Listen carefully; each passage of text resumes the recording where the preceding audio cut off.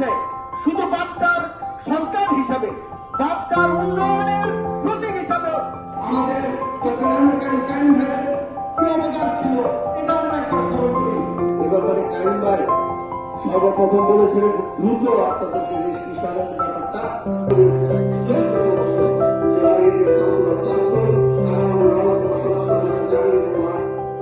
সমস্যাগুলোর কথা বললেন, এগুলো আসলে অনেকদিন ধরে আমি জানি আপনারা এখানে এই ভোগান্তি এসে আছেন, কিন্তু আশা করি অতীতে যেভাবে আমার বাবা ডক্টর এম এ কাইয়ুম এই এলাকার জন্য কাজ করে গেছে, এলাকার মানুষের জন্য কাজ করে গেছে, ইনশাল্লাহ সামনে এই কাজগুলো আরো দৃঢ়গতিতে করার সুযোগ পাবে এবং আপনাদের সাথে থাকার একটা সুযোগ পাবে।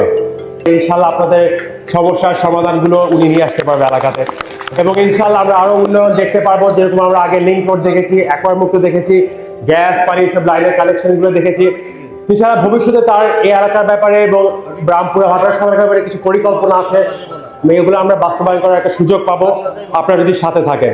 আমি যে অবস্থায় থাকি, আপনাদের এই বাকি সমস্যাটা সমাধানের জন্য আমরা ইনশাল্লাহ এটা আপনাদের আমরা সমাধান এখনই আপনারা একটা দরখাস্ত করেন, যে কাগজগুলি আগের আছে সবগুলি মিলে একটা দরখাস্ত করেন, এটা আমরা ইনশাল্লাহ এর মধ্যেই আমরা চেষ্টা করবো একটু আগায় রাখতে।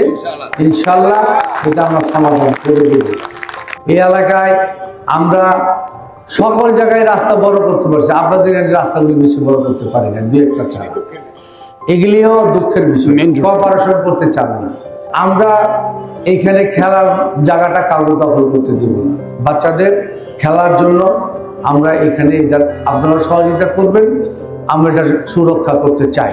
আর এই ব্যাপারে আমি আপনারা বলবো, এটা ইনশাল্লাহ আল্লাহ যদি আমাকে বাঁচায় রাখে, এমপি হই বা না হই, আপনাদের বাস্তবিকতার সমস্যা সমাধান আমি করে দিব।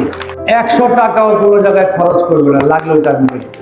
টাকা কিন্তু দিবেন না, যে টাকার বিনিময়ে করছে, নো, এটা হবে না।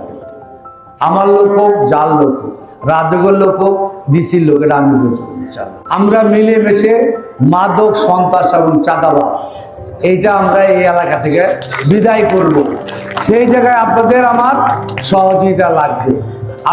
আপনারা এই দক্ষিণপাট একটা সোসাইটি করেন, যেখানে সোসাইটি নাই, সোসাইটি ভিত্তিক সমাজ গড়েন, তাইলে সিসিটিভি লাগাবো, গেট দিব, নাইট গার্ড দিব, আমরা কে কোথায় কি আকাম করে, কে কারে গুলি করে, কে মারে, সেগুলি আমরা বুঝতে পারবো এবং আমরা উন্নয়নের কাজও করব এবং মাদক সন্ত্রাস মুক্ত ঢাকা 11 করব।